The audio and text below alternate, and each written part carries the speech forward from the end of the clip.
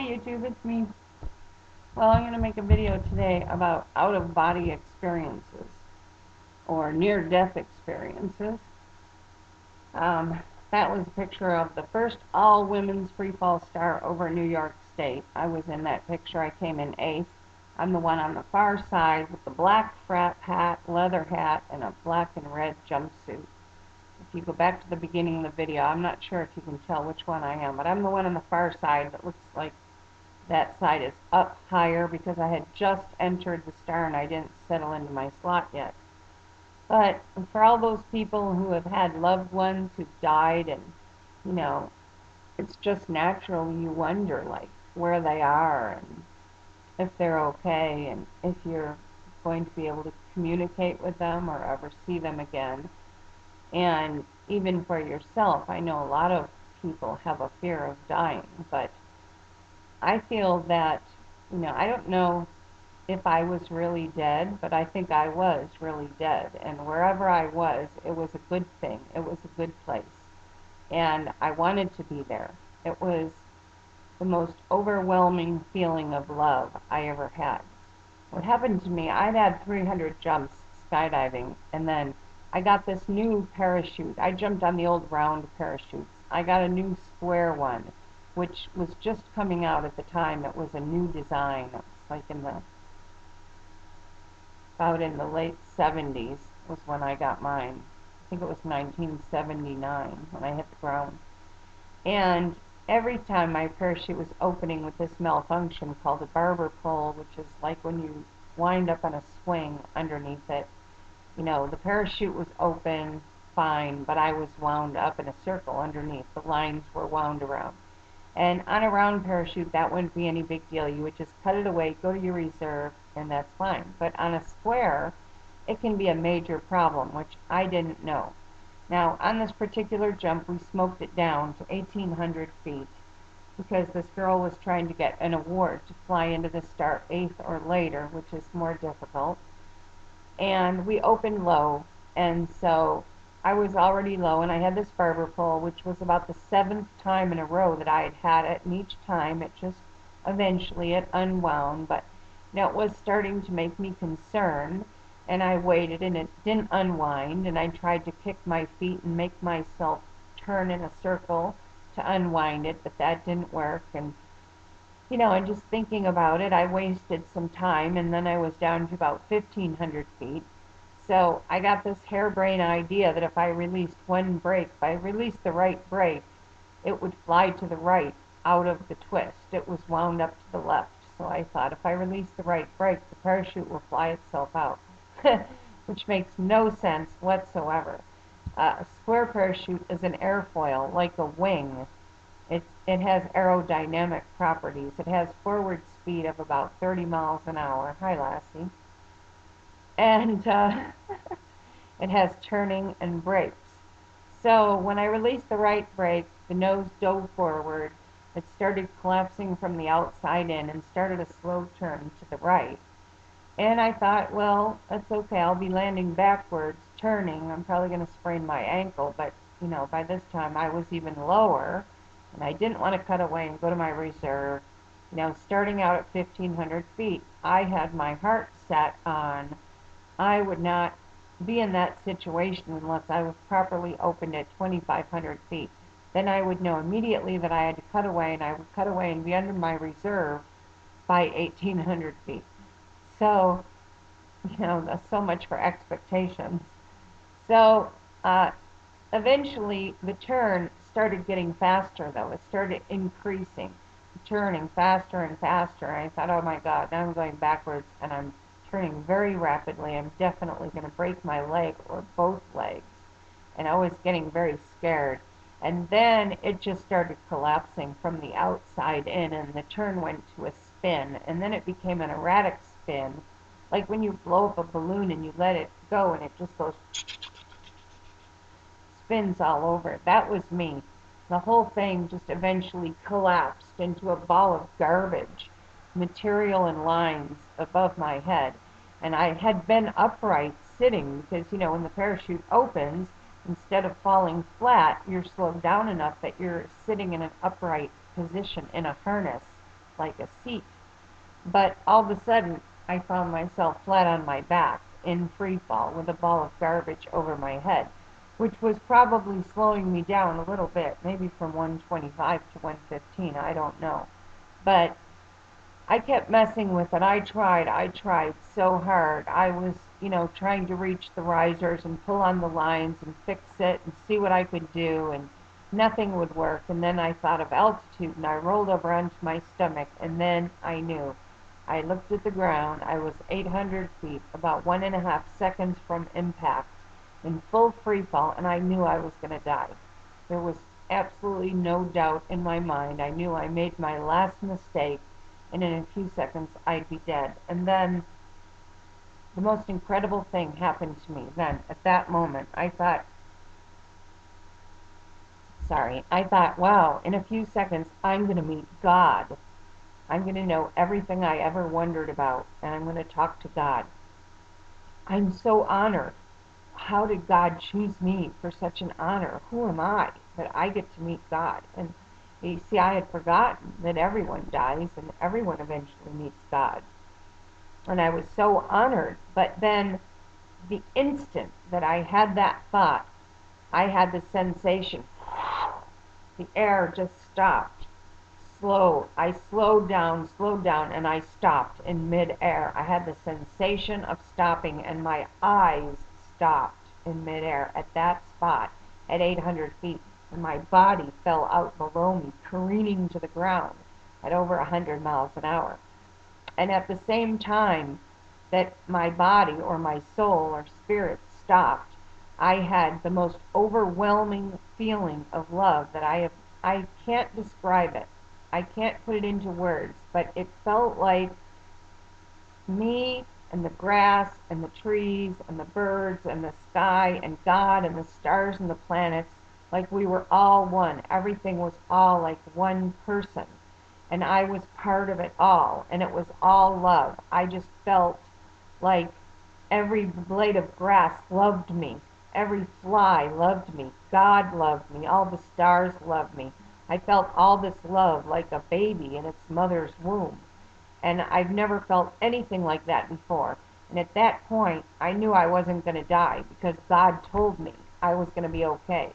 And He didn't tell me in a voice. I didn't hear a voice, and I didn't hear words, but a thought, a direct thought was put into my head. You're going to be okay. You're not going to die. And it came from outside of me, and I know it came from God. I mean, it felt like it came from outside of me, but I know it wasn't something that I thought up in my head. Let me put it that way. So I watched myself. Fall out below me and hit the ground so hard, flat on my back, that I bounced 20 feet up in the air. And then I flipped over and I hit the ground on my stomach. And then from the waist up, I flew back and slammed into the ground on the right side of my head. And it was odd, because not exactly when I hit the ground, but a little bit later, there was a very loud noise, like an explosion. Like I felt like, a building exploded right at the same time I hit the ground, but that was the sound of me hitting the ground. And that's why skydivers call it bouncing. They call it bouncing or buying the farm. That's the only way you get to own a farm nowadays, is if you die. But that's what they call it when you die, skydiving. And I saw someone commit suicide skydiving, and he also bounced like 20 feet up in the air, but he only bounced once, and he made a loud noise. But I was far away from him, and the noise wasn't for like 3 or 4 seconds after he hit the ground. I heard the noise. But I watched all that, and then, I watched it from above. Then instantly, when I was on the ground, I was right there. I don't remember going there. I didn't fly from 800 feet to my body. I was just instantly right next to my dead body, looking at myself dead. And I got a remembrance, a deja vu, and I thought, oh yeah, now I remember. This was my last jump, and I died. And I heard people talking about me, other skydivers. They were saying, yeah, she wrote in a malfunction on a square. She should have cut it away. Why didn't she cut it away? And I looked at myself. That was the fascinating part, I just was in awe looking at my face because I was lifeless. I was dead. I was looking at my own dead body. It was very weird. But then, in just another instant, I was in my body, and I was all twisted up on the ground. And I thought, wow, it's a miracle. I'm not even hurt. And I lifted my chin just a little bit.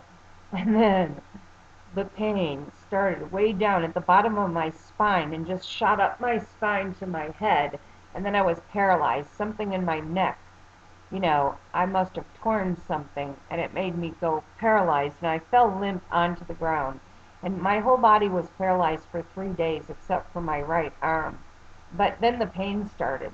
I was actually screaming at the top of my lungs in pain, and I hit the ground several farm fields away from the drop zone, and the boy who lived on the farm where I hit had called 911 and said, someone just got killed, their parachute didn't open. And he called before I even hit the ground. He was on the phone with them.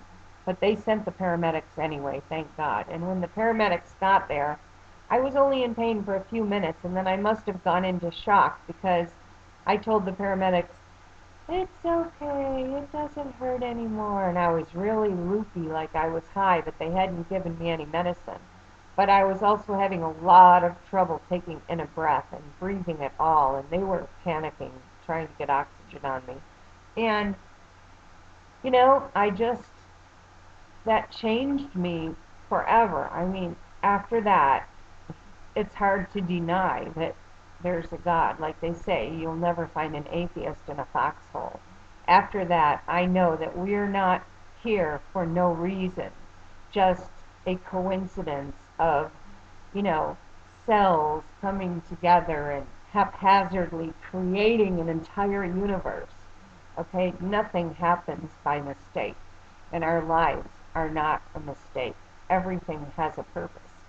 And I realized that when that happened, God must be, I must have a plan of what I'm to do later in my life because I should have died then. At one time, I counted 13 times where I should have died. For instance, 2 serial killers chased me. They had killed 3 other women 3 weeks before, and they chased me, but I had had a vision that I would be in danger that day, and I had a weapon with me, and that's a very long story. I didn't die. I got onto the freeway one time when I was intoxicated on Christmas Eve, and I had a head-on collision, and I almost killed this young girl.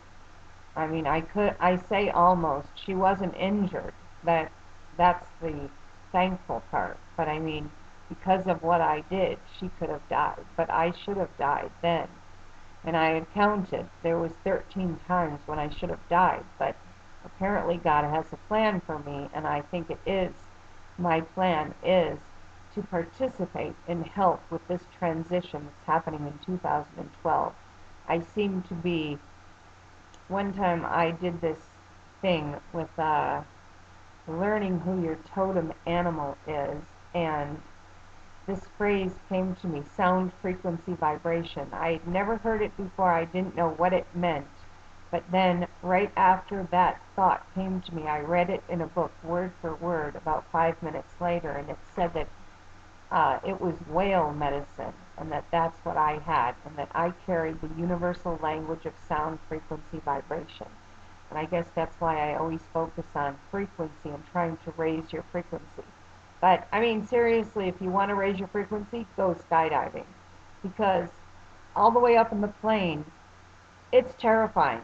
I mean, I'm not going to tell you wrong. After a few hundred jumps, I wasn't scared anymore. On the way up in the plane, I could actually take a nap. But for a long time, it was terrifying. All the way up, I argued with myself. Should I do it? No, I'm just going to tell him I can't do it. I just can't do this. And then I'd say, well, now that I'm in the plane, I'm going to jump this time. But I swear to God, I'm never, ever putting myself through this fear again. And then when they open the door on jump run, the door of the plane opens, this blast of 120-mile-an-hour wind comes in. And then there's no longer time left to decide. You have to act and act correctly or you will die. So at that instant, you just, You turn all your fear over to God. You just tell God, okay, this is it, God. I trust you. And you let go of all your fear and all your fears in life. You let go of your personality, your ego, everything, and you somehow commune with God. And the entire time, then you jump out the door and you're hit with this blast of adrenaline, chemicals, and I know for a fact that you are operating in a different part of your brain that you use on a daily basis. And I would like to study that more. But I'm going to do more videos on this. I'm very interested in near-death experiences. I did not see a tunnel. I did not see a white light. People did not come to meet me, but I believe I was dead. My body was dead. This is what I believe happened. I believe that because it wasn't my time or my destiny to die on that day, or because I passed a test, maybe I came in my life with a plan to help with 2012, but I did irresponsible things and I made mistakes and God was giving me a test. But I passed the test when I was anxious to meet God and I felt honored to meet God. And then God said, okay, maybe she is spiritual enough to get it together later in life and help with this 2012 thing. So I'll let her live. So at that point, he took my soul out of my body, and my body slammed into the ground and was dead because I stepped out. My soul stepped out. But then I sat there looking at my dead body, and I guess God decided that it wasn't my time, and he put me back in my body. And it was just 3 months after that I went and did it again and was on that first all-women's Freefall start over New York. And shortly after that, I flew in 10th on the first women's start over Ohio. But that was the beginning of the end. I finally, at my young and foolish age, after a few months, the fear came back, that the fear that I had when I first skydived. And I said, finally, I think God was trying to tell me something. You really can get killed doing this. And that was the end of it for me. But I want to tell you, you can communicate with your loved ones who've passed in your dreams. You'll know the difference between a regular dream and a vision of seeing your loved ones. And don't be afraid of what's going to happen when you die or when we ascend to the fifth dimension. We don't have to die to ascend. And ascending is nothing to be afraid of. It's something wonderful. And the visions that I've had of that event of 2012, the only recurring vision I have of that is that we will all be having this big celebration with everyone we love, and possibly even our ancestors or people who have passed. I think they may also come back for a period of time, and we will just commune with them and have this big celebration, and there will be music and there will be dancing and laughing, and we will be like real humans, free. And then I don't really know what happens after that. So you tell me. Send me a comment or a message. Have a good day. Bye.